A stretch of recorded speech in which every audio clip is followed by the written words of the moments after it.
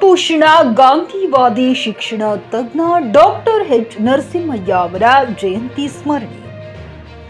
Doctor H N ಪ್ರಾಧಿಕಾರದ ಅಧ್ಯಕ್ಷರಾದ NH Shivashankara Reddy ಅವರಿಂದ ಭಾವಚಿತ್ರ ಹಾಗೂ ಅಮರಧಾಮಕ್ಕೆ ಪುಷ್ಪ ನಮನ ಸಲ್ಲಿಸಿ ನಂತರ ಅರಣ್ಯ ಇಲಾಖೆ ವತಿಯಿಂದ ಆಯೋಜಿಸಿದ್ದ ಪರಿಸರ ದಿನಾಚರಣೆ ಅಂಗವಾಗಿ ಸಸಿಗಳನ್ನು ನೆಟ್ಟು ನಂತರ ಸುದ್ದಿಗಾರರೊಂದಿಗೆ ಮಾತನಾಡಿದ ಅವರು, ನರಸಿಂಹಯ್ಯರವರು ಬೆಂಗಳೂರು ನಗರಕ್ಕೆ ಬಸ್ ಸೌಕರ್ಯವಿಲ್ಲದ ಆಗಿನ ಕಾಲದಲ್ಲಿ ಕಾಲ್ನಡಿಗೆಯ ಬೆಂಗಳೂರಿಗೆ ಹೋಗಿ ವಿದ್ಯಾಭ್ಯಾಸ ಕಲಿತು ವಿದೇಶಕ್ಕೆ ಹೋಗಿ ಉನ್ನತ ಮಟ್ಟದ ವ್ಯಾಸಂಗ ಮಾಡಿ ತಾಯ್ನಾಡಿಗೆ ಹಿಂದಿರುಗಿ ಶಿಕ್ಷಣ ಸಂಸ್ಥೆಗಳನ್ನು ಸ್ಥಾಪನೆ ಮಾಡಿ ಶಿಕ್ಷಣ ತಜ್ಞರು ಎಂಬ ಖ್ಯಾತಿ ಪಡೆದಿದ್ದಾರೆ.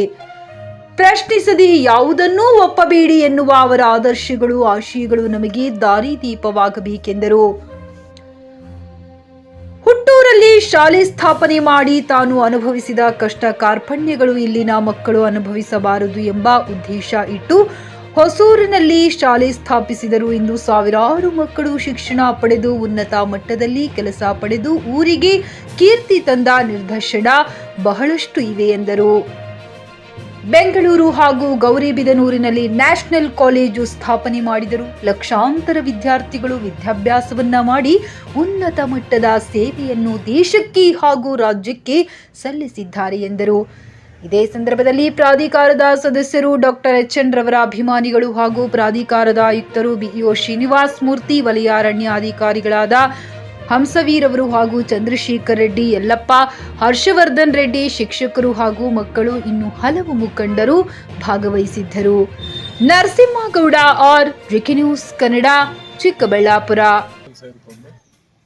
ಛತ್ರದಲ್ಲಿ ಇದ್ಕೊಂಡು ನ್ಯಾಷನಲ್ ಹೈಸ್ಕೂಲಲ್ಲಿ 1935 ಅಂತ ಅನಿಸುತ್ತೆ, ಅಲ್ಲಿ ಭಾಳ ಕಡು ಬಡತನದಲ್ಲಿ ಬಹುಶಃ ಛತ್ರದಲ್ಲಿ ಅಂದರೆ ನಿಮ್ಗೆ ಗೊತ್ತಲ್ಲ, ಊಟ ವಸತಿ ಎಲ್ಲ ಅಲ್ಲೇ ಆಗ್ತಾಯಿತ್ತು. ಅಂಥ ಒಂದು ಕಷ್ಟದ ಪರಿಸ್ಥಿತಿಯಲ್ಲಿ ಅವರು ನ್ಯಾಷನಲ್ ಹೈಸ್ಕೂಲಲ್ಲಿ ವಿದ್ಯಾಭ್ಯಾಸ ಮಾಡೋದು, ಹೈಸ್ಕೂಲು, ಕಾಲೇಜು ಮತ್ತು ಹಾಗೆಯೇ ಹೆಡ್ ಮಾಸ್ಟರ್ ಆಗಿ, ಪ್ರಿನ್ಸಿಪಾಲ್ ಆಗಿ ಕಾಲೇಜ್ಗೆ ಸಾಕಷ್ಟು ನ್ಯಾಷನಲ್ ಎಜುಕೇಷನ್ ಸೊಸೈಟಿ ಅಂಥೇಳಿ ಏನು ಹಿಂದೆ ನನಗೆ ಜ್ಞಾಪಕ ಇರೋ ಹಾಗೆ 1915ರಲ್ಲಿ ಇಡೀ ದೇಶದಲ್ಲಿ ಅನಿಬೆಸೆಂಟು ಮತ್ತು ಅವ್ರ ತಂಡದವರು ಹಲವಾರು ಬುದ್ಧಿವಂತರೆಲ್ಲ ಸೇರಿ ದೇಶಕ್ಕೆ ಒಳ್ಳೆಯ ಶಿಕ್ಷಣ ನೀತಿಯನ್ನು ಕೊಡಬೇಕು ಅನ್ನೋ ಮಾದರಿಯಲ್ಲಿ ಸುಮಾರು ಇಡೀ ಭಾರತ ದೇಶದಲ್ಲಿ 100